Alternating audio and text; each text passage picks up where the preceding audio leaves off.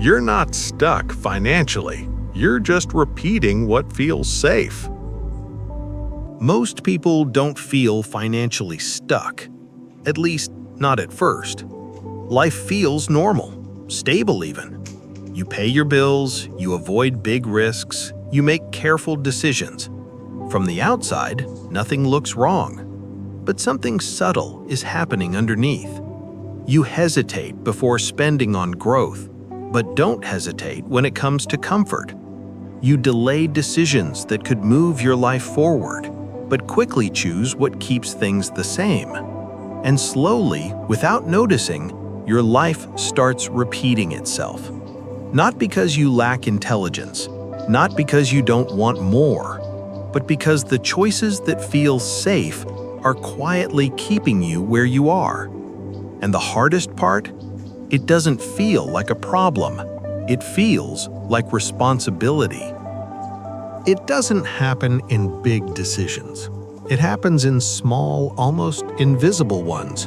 The course you don't buy, the opportunity you overthink, the idea you never test. You tell yourself it's not the right time, that you need more clarity, more certainty, more preparation. But underneath all that, there's something else, a quiet preference for what feels familiar. Because familiar feels safe, and safe feels responsible. So you stay where you understand the rules, where nothing surprises you, where you can predict outcomes, even if those outcomes never change. And over time, your life doesn't collapse, it just stops expanding. Your mind is incredibly good at protecting you. It turns hesitation into logic, avoidance into strategy, stagnation into patience. You don't say, "I'm afraid." You say, "I'm being careful." You don't say, "I'm stuck." You say, "I'm waiting for the right moment." And that's how it continues, because the story you tell yourself feels reasonable, even intelligent. But reality doesn't respond to intentions, it responds to movement. And when your decisions are driven by comfort instead of direction, you don't notice the cost immediately, but it's there, quietly accumulating. This is where it becomes financial, not dramatic, not obvious, but real. You stay in the same income range, you repeat the same spending patterns, you avoid investments that require uncertainty, and instead you optimize small things. You save a little here, cut a little there, but your overall direction doesn't change. Because growth requires discomfort, and discomfort feels risky. So you stay efficient but not expansive, careful but not evolving.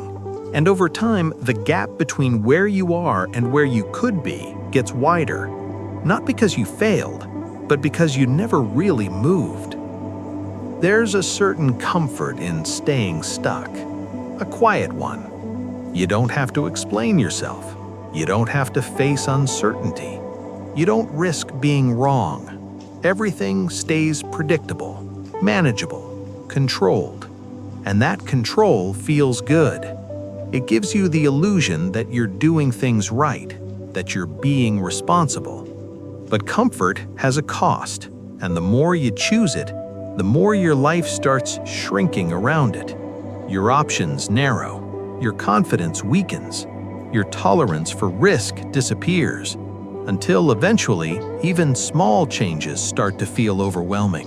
Not because they are, but because you've trained yourself to avoid them.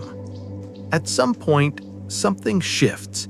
You notice patterns, the same results, the same limits, the same conversations with yourself, and a question starts to surface. What if it's not my situation, but my decisions? That's the uncomfortable part, because it means the problem isn't external, it's internal. It's not about luck or timing or circumstances. It's about what you've been choosing repeatedly, not in big, obvious ways, but in subtle ones, daily ones, quiet ones. And once you see it, you can't unsee it. You don't stay stuck because you're incapable. You stay stuck because certain choices feel safer than others. And over time, safety becomes a pattern, a default, a way of living. But here's the truth most people avoid. Nothing changes until your decisions do. Not your intentions, not your thoughts, not your plans, your decisions. The ones you make when no one is watching.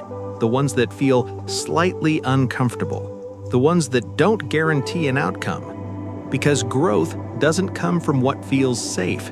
It comes from what moves you forward, even when it feels uncertain. So the question isn't, why am I stuck? The real question is, what am I choosing that keeps me here? And once you answer that honestly, you're no longer stuck. You're just one different decision away.